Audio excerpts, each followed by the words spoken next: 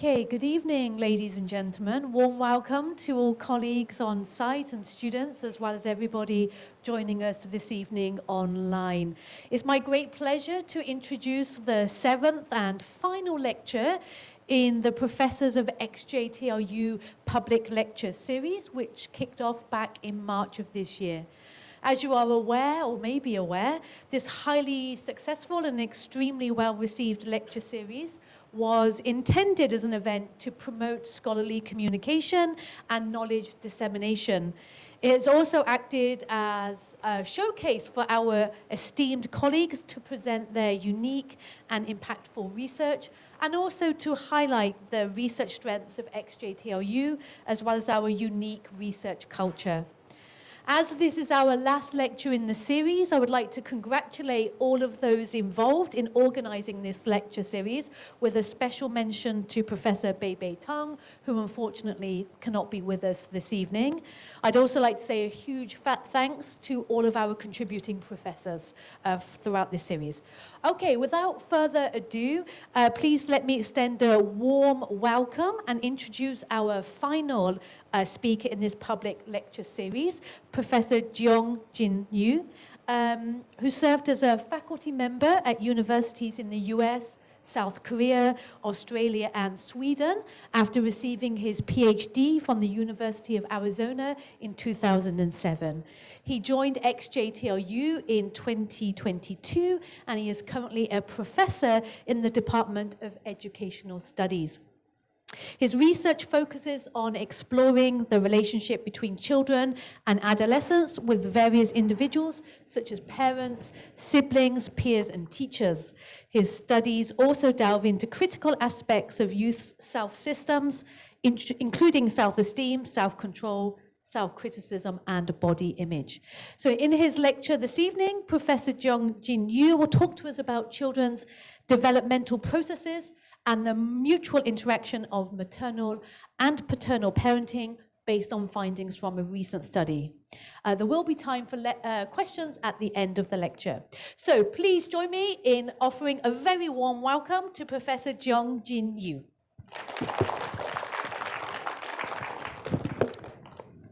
Thank you very much for the kind introduction. Yeah, good afternoon, everyone. Thank you very much for inviting me to speak today. I'm honored to present my research on developmental cascades and their interplay with maternal and paternal parenting over time. So basically, I'm thrilled to share my findings with you all and hope that this presentation will spark the insightful discussions and provide some kind of valuable insight into child development. Alrighty, then let's dive right in. Okay, so basically these are some topics that I'm gonna discussing today. So of course they are more like the smaller topics though, but these are some topics that we're discussing today. And then first we're gonna discussing what would be the developmental cascade. Okay, so basically this is the concept where the functioning of one area of child life would maybe spread over or carry over onto the other areas of their child life.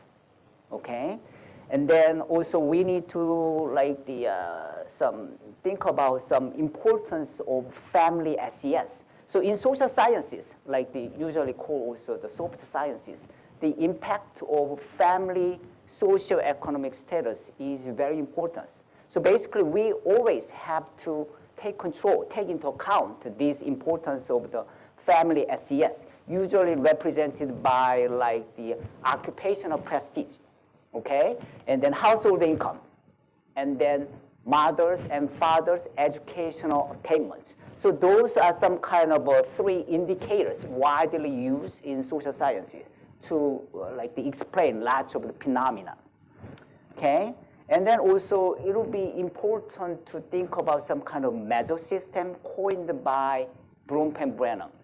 So basically this is the kind of interlinked or spillover system across different settings, right? And then also, I'm going to talk about maternal and paternal parenting. So what would be the relative contribution to child development, and also how they are influenced by child outcomes, okay? And then also, methodologically, APIM needs to be kind of I'm going to briefly introduce APIM, actor-partner interdependence model, because this is serve as kind of the basic, the methodological or statistical model. And then finally, and then we're going to move on to the results, and then we're going to go over findings one by one, and then moving on to some kind of a practical implication. What kind of practical implication can we have, right? And then followed by Q&A. Okay. So having said that, the concept of developmental cascades refers to kind of a spillover across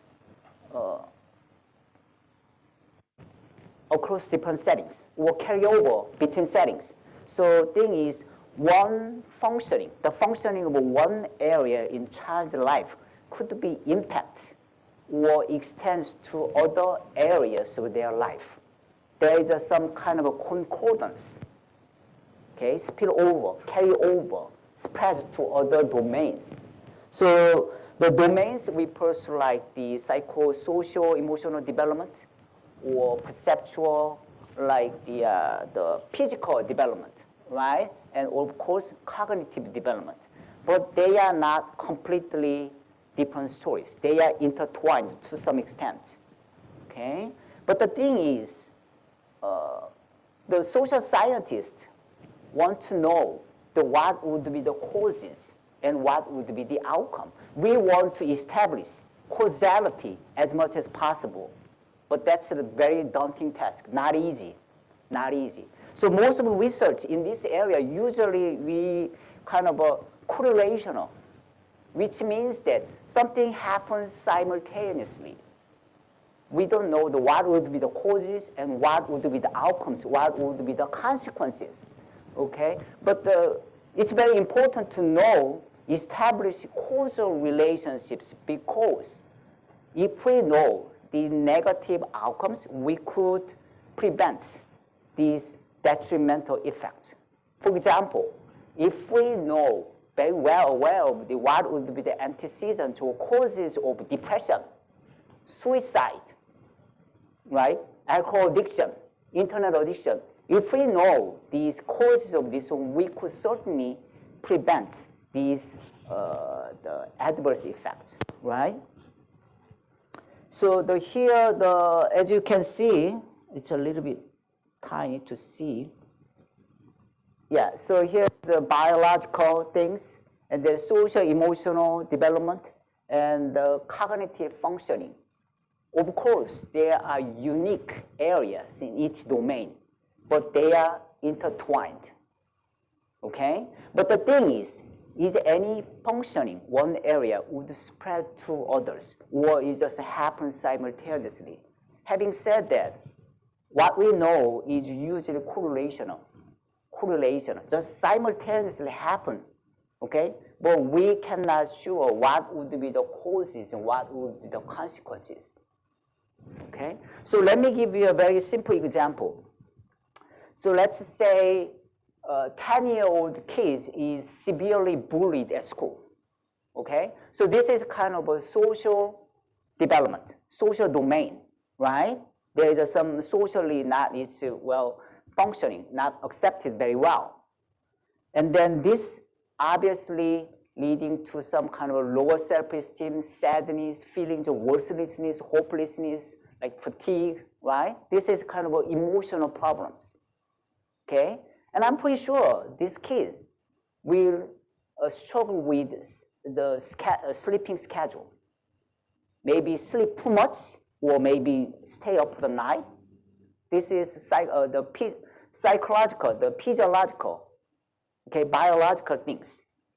And also, I'm quite sure these kids would not perform very well in school, because these kids, it's hard to concentrate on something.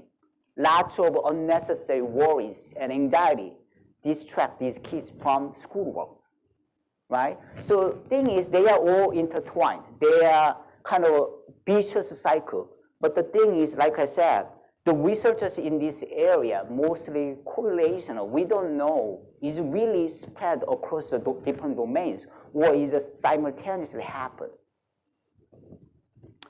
So if we want to examine these developmental cascades, we have to collect longitudinal data, at least 3 time points or more.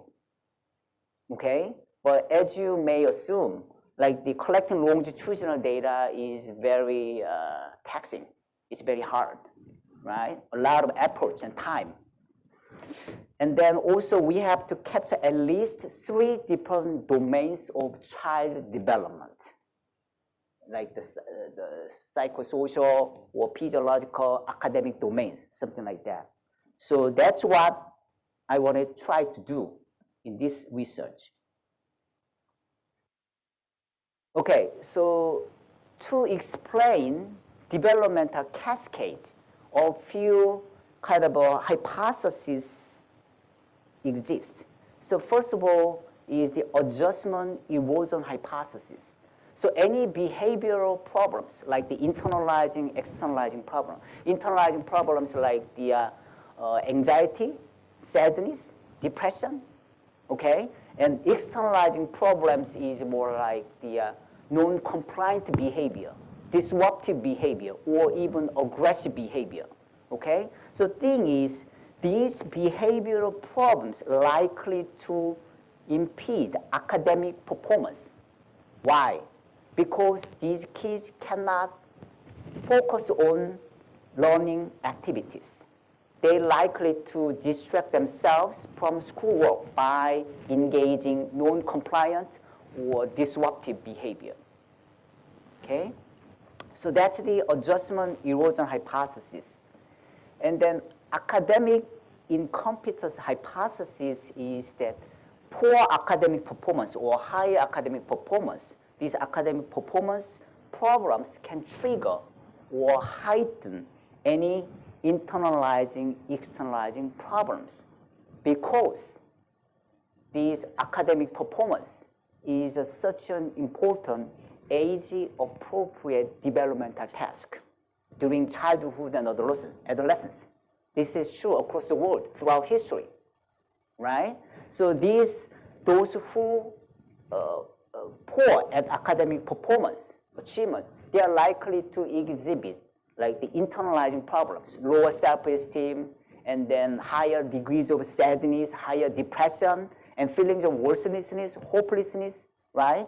And then also they more likely to exhibit some kind of like the externalizing problems. So that's the another explanation to try to explain this developmental cascade. A slightly different dimension is the competence-based model of child depression. So according to this model, like any feedback or their children's social competence, okay, for example, popularity, likely to impact their levels of depressive symptoms, but not vice versa. Does it make sense? So their social competence, how they are well accepted into their own kids, this is the predictor for their levels of depression, but not the vice versa. So depressive symptoms is not gonna likely to social competence, but social competence have impact on depressive symptoms. So that's the this model, okay? So far, I addressed 3 different kind of hypotheses to explaining developmental cascades, okay? So basically, according to these hypotheses, some of them would be predictors, some of them would be the consequences, results, or outcome, okay? But according to shared risk hypothesis, there is nothing is causes or nothing is consequences. There are just correlations. They just simultaneously happen. There are more underlying causes, underlying mechanisms, explain everything. That would be kind of a methodological term is third variable. So in our social sciences, we always want to rule out any existence of third variable. Third variable explains everything. Okay? So let's say there is an X, there is a Y. X causes Y, or Y is influenced by X. Okay, so that's our hypothesis. That's our kind of a theory, right? But what if there's a more underlying, like the more powerful mechanisms that explain everything, X and Y, simultaneously? In that case, it's called third variable, and then, of course, causality cannot never be established, right? This is just another outcomes of the underlying mechanisms. So we always need to kind of rule out the existence of the third variable. So in this context, developmental cascade, there are some possible candidates for the third variable that would be kind of a child intelligence, okay, children's intelligence, cognitive functioning. So according to this theory, children's cognitive functioning explain everything. Their internalizing problem, academic performance, or externalizing, they are all attributable to children's intelligence. And also another strong candidate would be family SES. That being said, like the parents' occupational prestige and like the household income, their parental educational attainment, that explain children's all the outcome, internalizing, externalizing, academic performance. They are no causes and outcomes, but because they are all explained by parental SES. Okay, and also another candidate would be parenting. Okay, parenting is the how they raise their children, right? So this parenting may explain everything.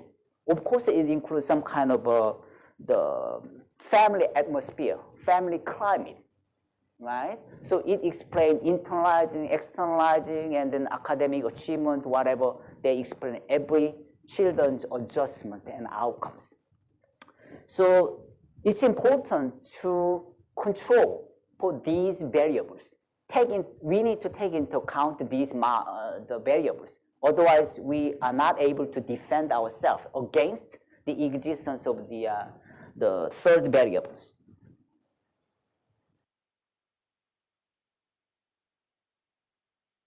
Okay, so that being said, family SES is such an important variable.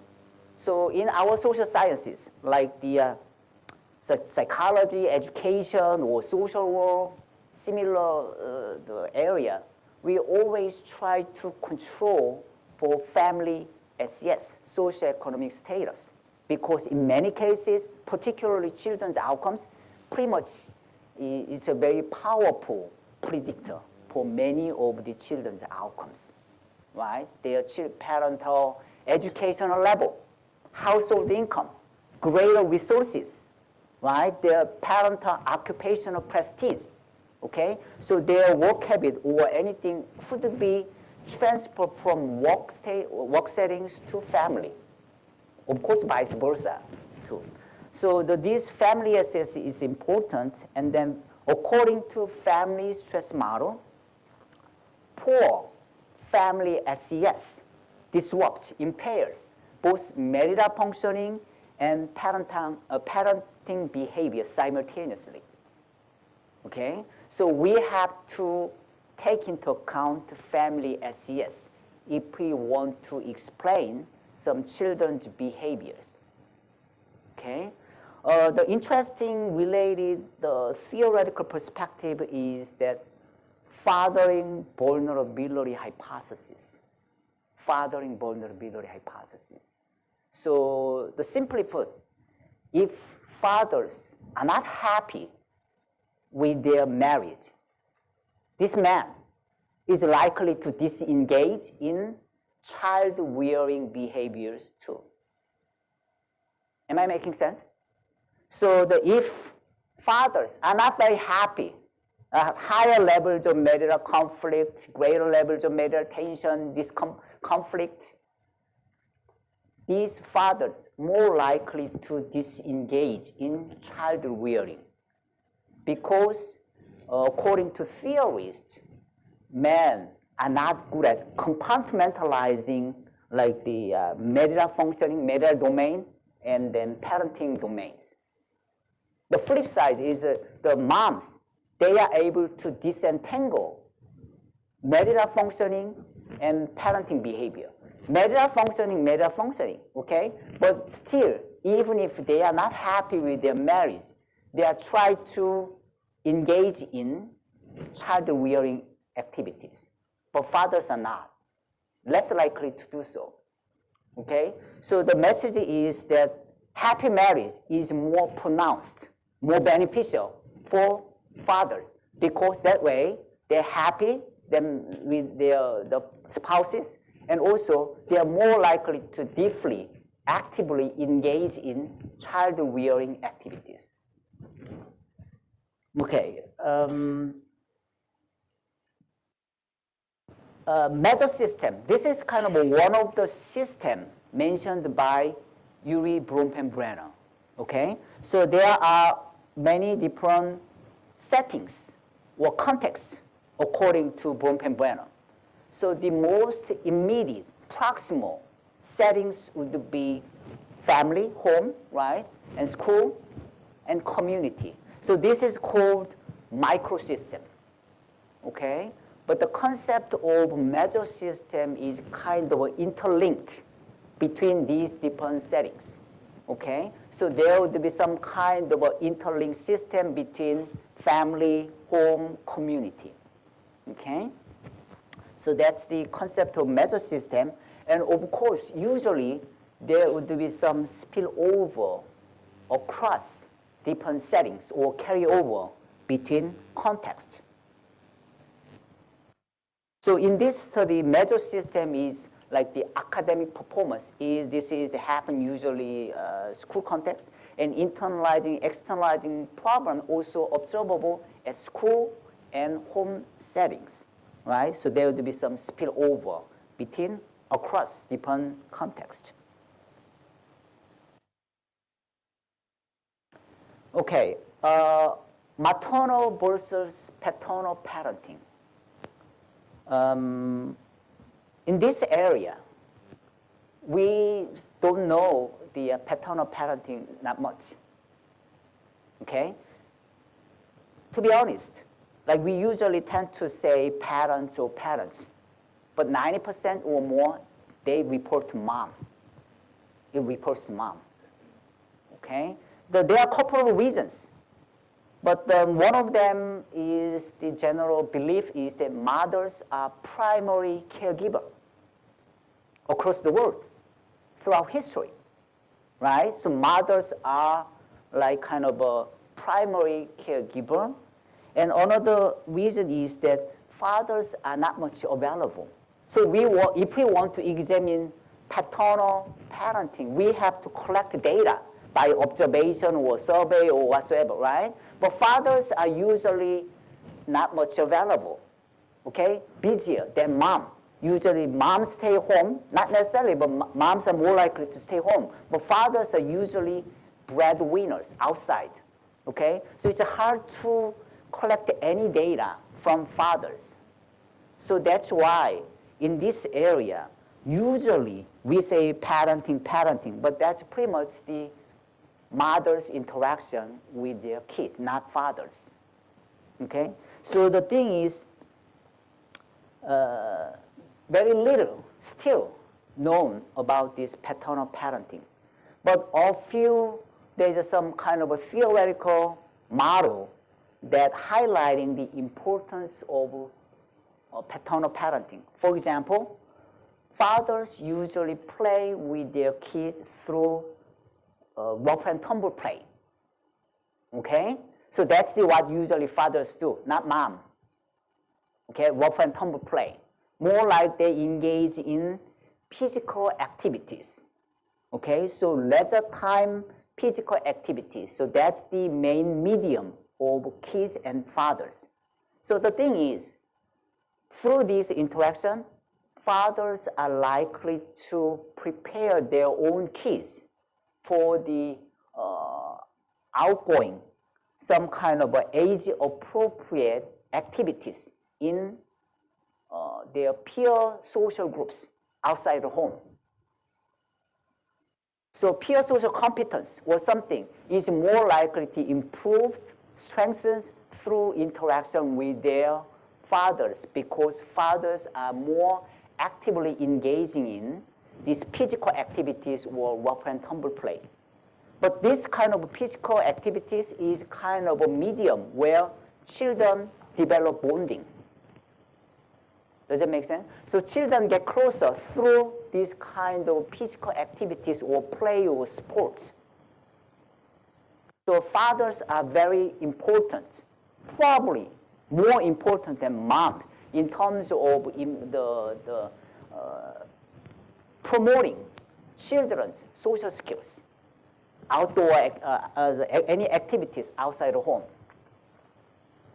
And also, a few researchers found that the effects of fathering on children's internalizing and externalizing programs, at least during this middle childhood, are more pronounced than that of mothering across 9 different countries. Okay, of course we need a replication. Also, we need to use a different kind of methodology. But the thing is, this can be interpreted as fathering is more variable. So it's more observable. It's more noticeable. What I'm saying is, let's say like mothering, like a scale 1 to 5.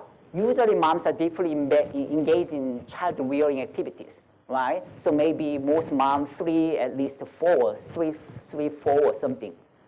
But fathers maybe 5, 4, just like mothers, but some kind of fathers not really engaging in, so maybe 1. So what I'm saying is that there is huge variation in fathering. That's why it's more easy to observe the impact of fathering on children's development. Okay? But like I said, we need more research. We need more research. The flip side is that like, if you do any research on fathering, that's very much promising.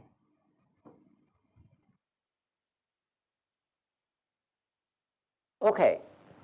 One thing that I want to also highlight is the reciprocal, transactional, or bidirectional parent-child relationships.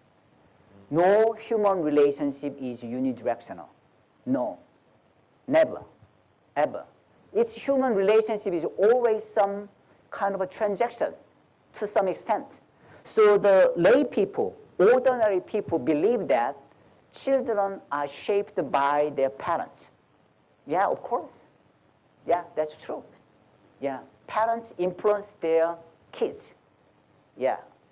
But at the same time, children also have some impact on their parents to some extent.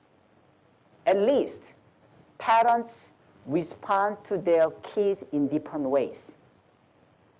Parents adjust their levels of expectation or behavior of parents consciously or unconsciously, depending on the children's outcomes and adjustment. I'm going to show you very soon.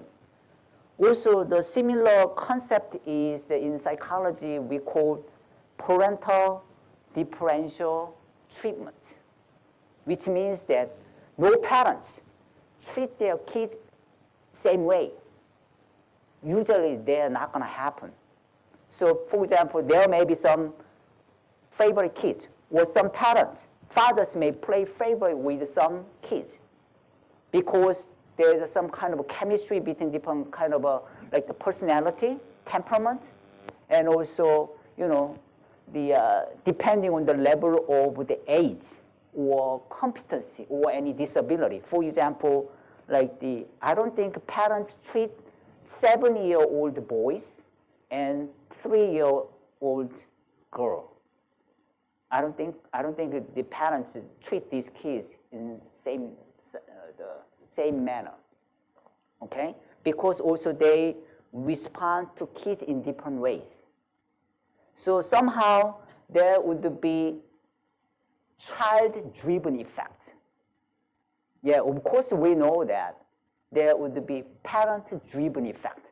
Parents have an influence on their kids, but to some extent, there are some children-driven effects because children are active agents. They are never passive agents because each kid have a different kind of personality, temperament, different talents, different preferences. So parents, like I said, they adjust their parenting behavior over time, lower or higher, getting the expectations. So we're going to take a look at these reciprocal bidirectional transactions between parenting and children's adjustment. Okay, so basically in this study, I wanted to examine transactions between parenting and the child adjustment over time. So one of the questions is any developmental cascades vary by parent or child gender? Is it a gender specific or gender neutral? Okay, and also I wanted to see any relative contribution of maternal and paternal parenting and child adjustment, and vice versa. Who respond to who in different ways? How? Right? And also importantly, like I already talked about the shared risk hypothesis, right? Where all of these relationship is not really causal, but it's simultaneously happen because there is more fundamental underlying mechanisms explaining everything. For example, children's intelligence or parenting or family SES, right? So I try to control for these third variables. Okay, so basically this data come from panel study on Korean children. So this data is representative of the South Korean children. This is not the known probability sampling, but this is the probability sampling, a cluster multi-stage sampling. So the representative of the all entire Korean children who born in 2008. So the unit of analysis is not an individual. Of course, the main focus is on the child adjustment, but the unit of analysis is not an individual, but rather this is a triadic relationships. Mom, dad, kids in a single household, not an individual analysis. Okay, so about 1,600 families were recruited, and then children's age was 8 at the baseline, and then followed annually, 8, 9, 10. Okay, so before I move further, I think I need to briefly explain the conceptual or methodological concept, the APIM, Actor-Partner Interdependence Model, developed by Kenny. Okay, so Actor-Partner Interdependence Model is applied to this analysis, but this is a quite interesting theoretical or methodological model.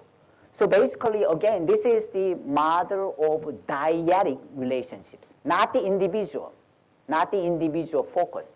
It's more like the focusing on dyads, pairs, husbands, wives, older sibling, younger sibling, boyfriend, girlfriend. Okay, so that's the unit of analysis is kind of dyad, pairs, not the individual.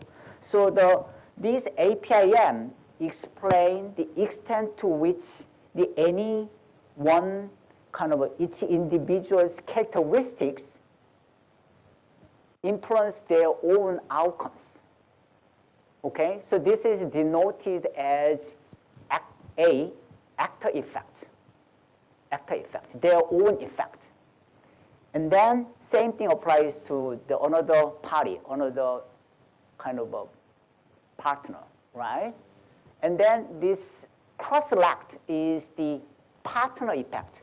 This explains the extent to which any independent variable of the partner, another partner, explains the partner's outcomes. Okay, so let me give you an example. So let's say here's X. Let's say this is a husband, and this is a wife. Okay, let's say this is the husband's marital happiness, how happy they are in their own marriage. Okay, so as you can imagine, their own feelings of marital happiness would lead to their life satisfaction. Right? Do you agree? Yeah. If they're happily married, they are more likely to report higher levels of the life satisfaction. Of course, life satisfaction, sources of life satisfaction is not only limited to marriage, but to some extent, marriage is important. Sources of life satisfaction, right? So this is marital satisfaction, marital happiness leading to their own levels of life satisfaction. Okay, husband's life satisfaction. They are happy, they are satisfied their own life. Okay, but this husband's life satisfaction also, to some extent, explained by these husbands' perceptions of their wife's marital happiness. Am I making sense? So here is a husband's marital satisfaction, right? So they are influenced by the life satisfaction, influenced by marital happiness. But at the same time, these another sources of the husband's life satisfaction come from wife's marital happiness.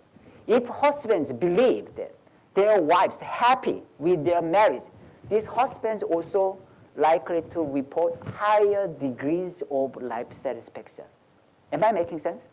Yeah. So what I'm saying is for example, in this area, like the life satisfaction come from their own perceptions of marital functioning, marital happiness, but also coming from their partner, their spouse's perceptions of marital happiness.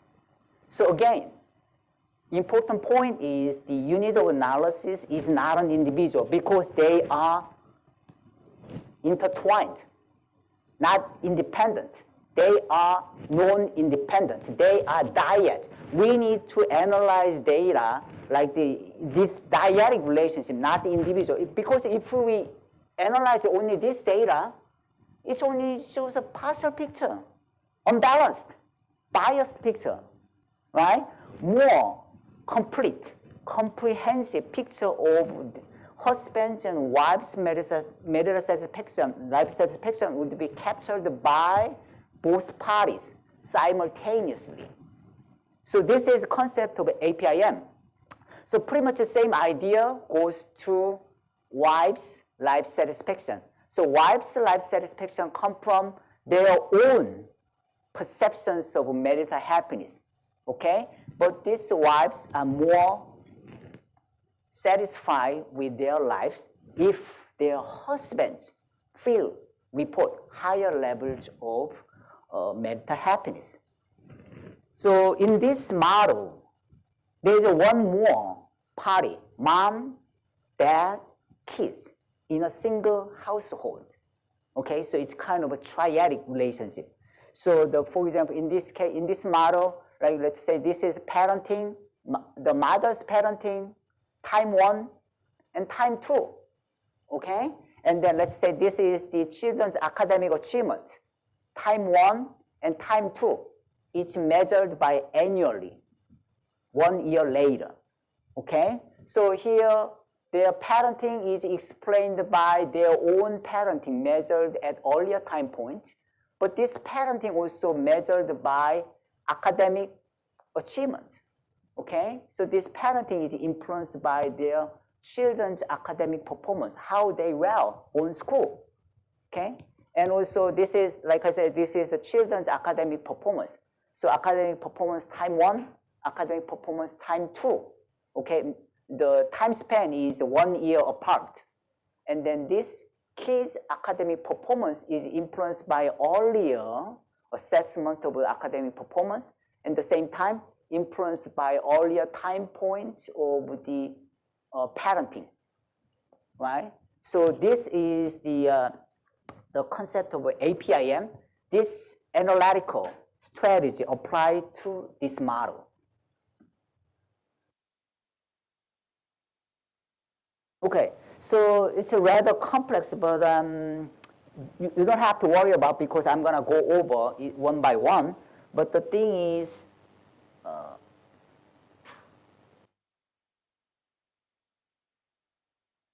so the important thing is, here is the family SES, and children's intelligence was taken into account to test shared risk hypothesis, whether any different domains of child development is attributable to this intelligence or like any family SES.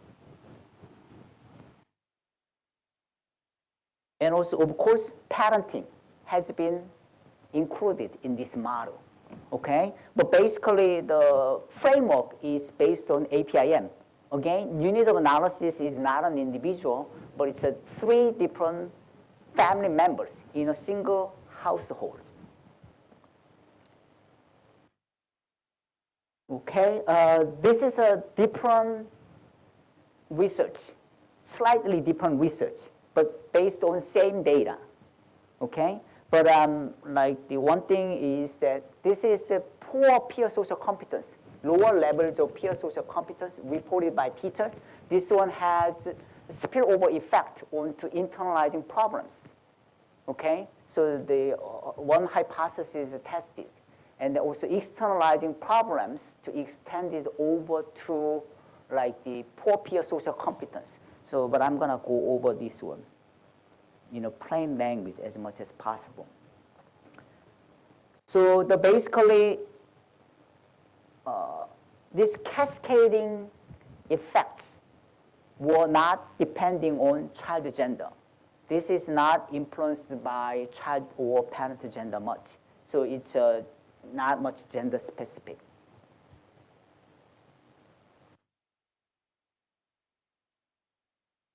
And then, as you assume, children with higher levels of externalizing problems is likely to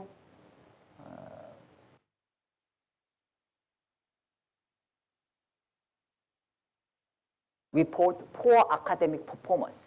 This is quite understandable because these kids prone to engage in problem behavior to escape from any challenging academic activities, or they likely to distract themselves from schoolwork through non-compliant, disruptive behavior, okay? The flip side is that children with lower or no externalizing problems, they're likely to immerse themselves in task-focused learning activities.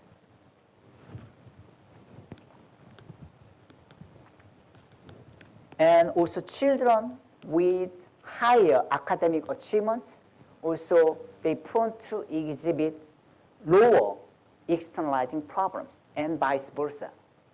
So one of the interpretation is that these kids with good reputation, they don't want to tarnish their good reputation.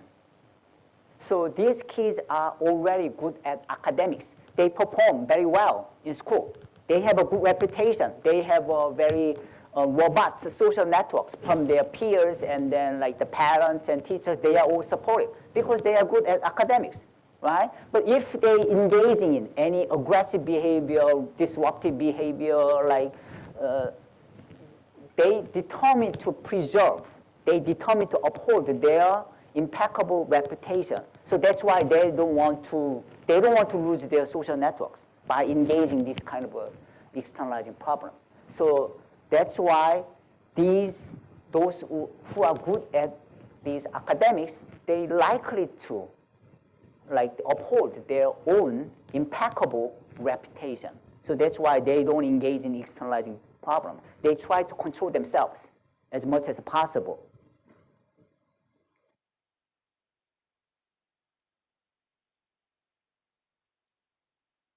Okay, and then contrary to expectation, those who reported higher internalizing problems, like they also reported higher academic performance. So this is kind of a contradictory to expectation. But there is some kind of a research suggests that possible role of anxiety as a spur to greater effort. Those who have a higher levels of anxiety, they more like to commit themselves in this academic performance because of their high levels of anxiety. Okay, so but internalizing problem, externalizing problem is such a widely used term in this area. So maybe it would be beneficial for researchers to disentangle the effects of anxiety and depression on academic performance simultaneously. So that's why whether is there any clear links between depression and academic performance or anxiety really support or beneficial for the greater efforts. And I'm going to explain very soon, but these academic difficulties, poor academic performance, put these children at a greater, developing a greater risk of internalizing problems because these kids are likely to suffer from sadness, higher levels of depression, feelings of worthlessness, okay? And then they likely to develop in the incompetency. Right? So that's why they internalizing problem because, like I said, academic achievement is such an important age-appropriate developmental task across the world. But not much cascading effect took place between internalizing and externalizing problems.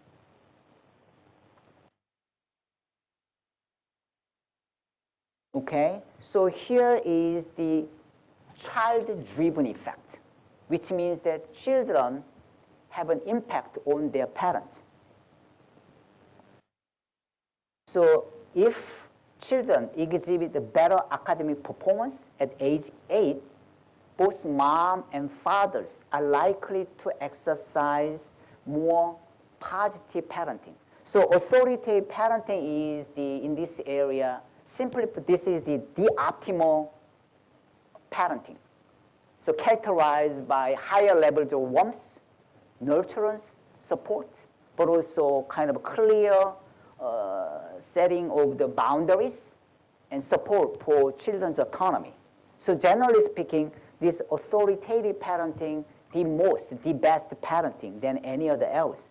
So if children perform very well in school, parents provide likely to more warmth, more nurturance, more support. They're happy, right? So this is the child-driven effect rather than parent-driven effect.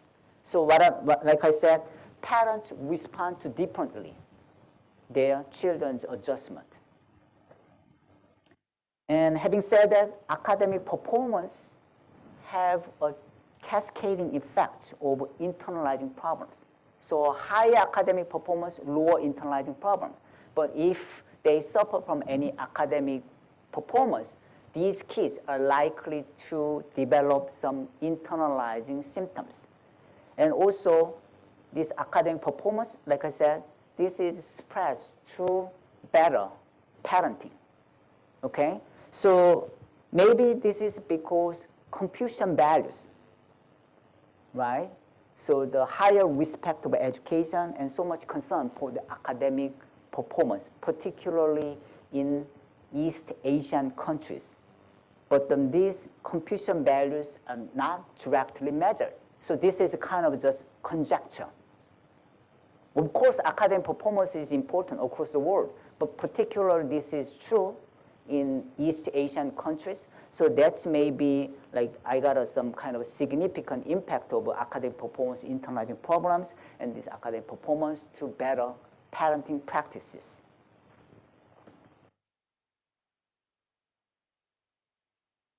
And also other child-driven effects were observed, which means that children with higher externalizing problems, mothers become less supportive. Okay? Mothers less likely to become nurturant. Lower levels of support, lower levels of warmth, lower levels of affection toward their kids. And pretty much the same idea that children with higher levels of internalizing symptoms, those with higher levels of depressive symptoms or sadness, okay, fathers are more likely to disengage in child rearing. Okay? So these are all children child-driven effects. And also this is another kind of a contradictory findings, but when mothers parented with their more authoritative way toward their kids, daughters, not sons, okay, exhibit higher internalizing problems. So this is completely unexpected one, but probably in East Asian countries, maybe these moms try to protect their daughters more, like this positive, optimal parenting may be intertwined with over engagement, intrusive control, contributing to the greater, higher levels of the internalizing problems. So it needs more research.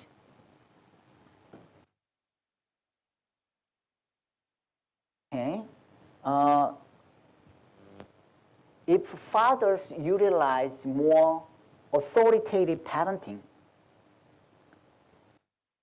kids exhibit lower levels of internalizing behaviors.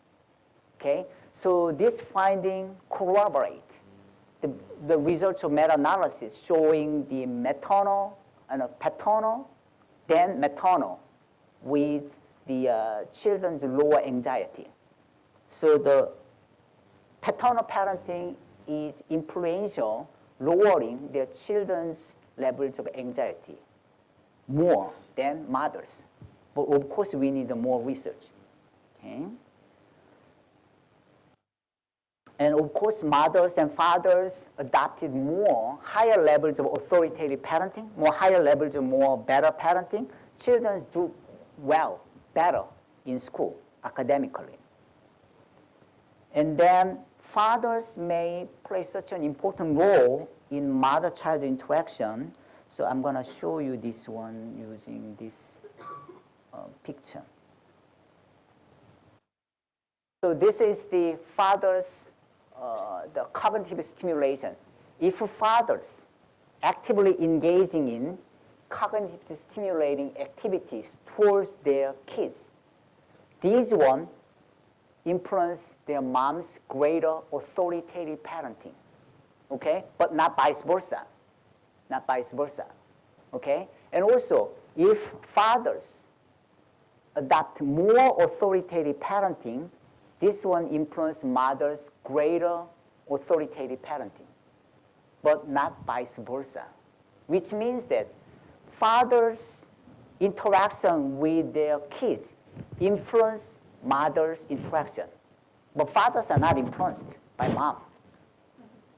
So the thing is probably if mothers observe, watch their husbands interact very well with their kids, these mothers are very happy, and they are more likely to engage in the child rearing practices. Okay, so the thing is there's some kind of a circular causality. There is a virtuous or constructive cycle. Thing is the good thing is passed to another, right? So basically, the basic, most fundamental sources is a marital functioning. So marital functioning is spread to parenting, parenting spreads to child development, and also child do well. Marital functioning is very well. This marriage is levels of higher levels of the happiness, right? This also spreads to child development, parenting. So there's some kind of virtuous pattern, virtuous cycle, rather than vicious cycle. So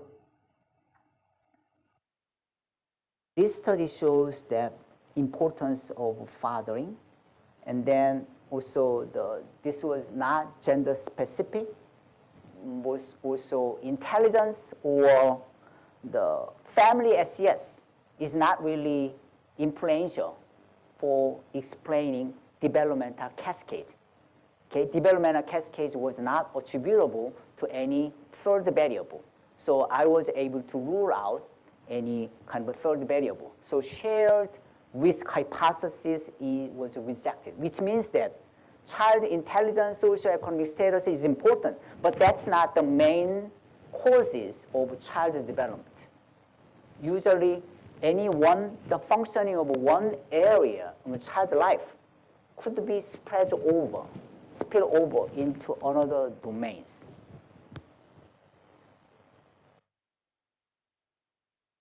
Okay, so here are some kind of practical implications. So basically, we already saw that the importance of externalizing problems because it spreads over to another domains. So school-wide or classroom-based or family-centered intervention is needed to early detection or early identification of these externalizing problems. And then we need to attenuate these externalizing problems as much as possible. Okay? And then, of course, those who are good at academics, they are likely to exhibit many positive outcomes in many other areas. And also, we have to encourage fathers actively engage in child-rearing activities because it helps the greater marital functioning, and mothers also more likely to engage in the child-rearing activities in a positive way. Okay, so as with any studies, there are some limitations and some kind of related future directions is that so this academic performance or internalizing, externalizing problems all reported by teachers. Okay? So the thing is, but this is not the single source bias because the children worked with their teachers every year, new teachers every year. Okay? So after a year, they met new teachers. So but there's some cross-time stability. But still, like the kids may act differently at school and at home. Okay, so maybe it's better, also it's much beneficial to parents report some kind of internalizing or externalizing problems.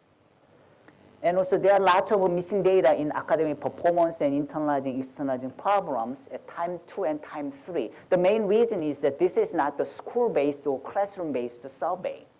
Okay, so basically each kid, the researchers need to track down each kid's teachers. Okay, but after a year, 1 year later, they get a new teacher, so they also need to track down new teacher. So this is a quite taxing job. So that's why there are lots of missing data. Of course, missing data is properly handled by some kind of a sophisticated way, and also sensitivity analysis was done. But even so, like the missing data is a concern. And also level 1, the time 1 of the authoritative parenting was not controlled for, which means that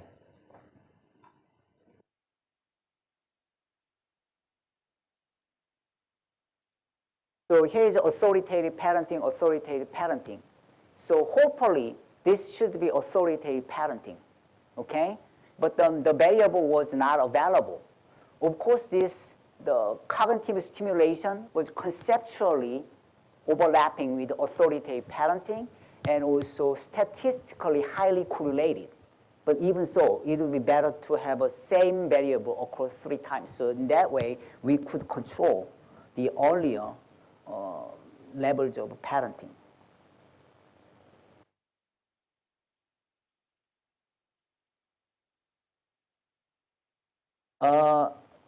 One of the strengths of this study is that 8-year-olds, one cohort, and then like the 2-parent families tracked down 3 different times.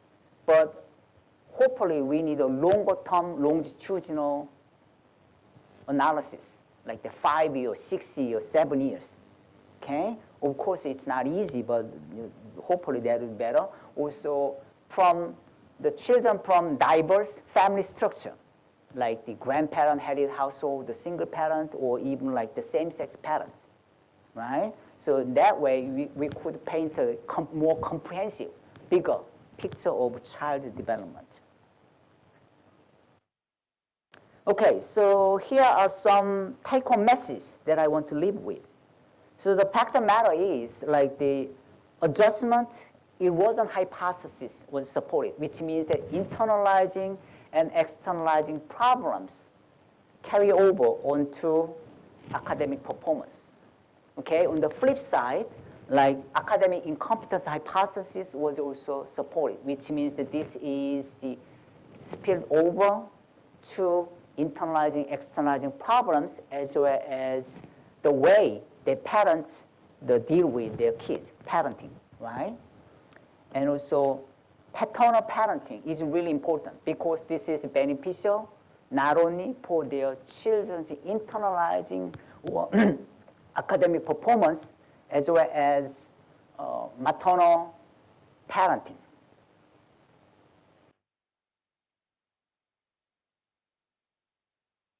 These are some references that I use. And then thank you very much for your attention. I really appreciate it.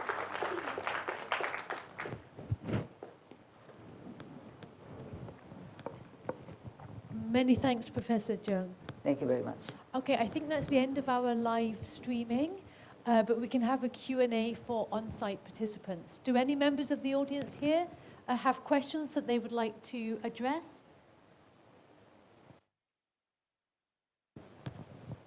Thank you so much, and compliments from this really brilliant, lecture. I had not expect anything less from you, but it's really great to see it confirmed. Just two small questions.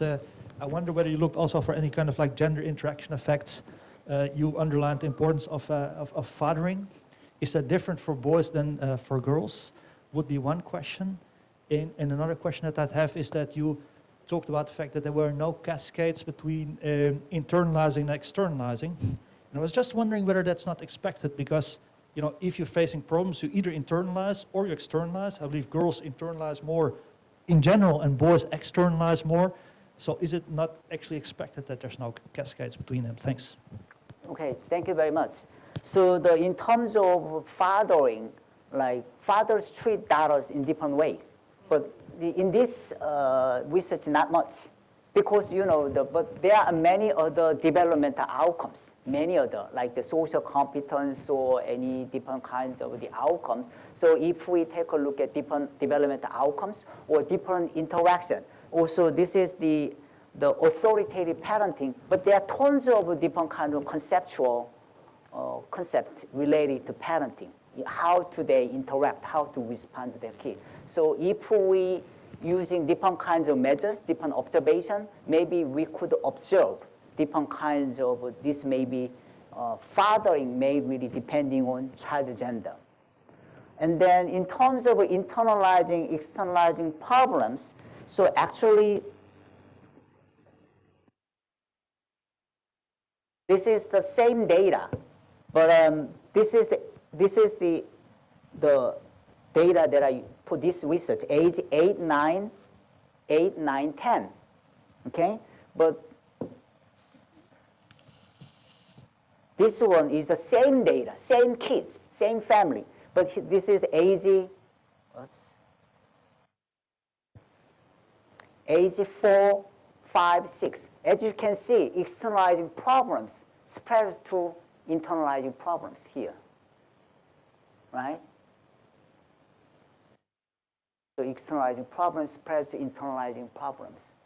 So which means that depending on the developmental stages, it's quite tricky. So early childhood, middle childhood is not the same. Yeah. So we have to take a look at specific developmental stages.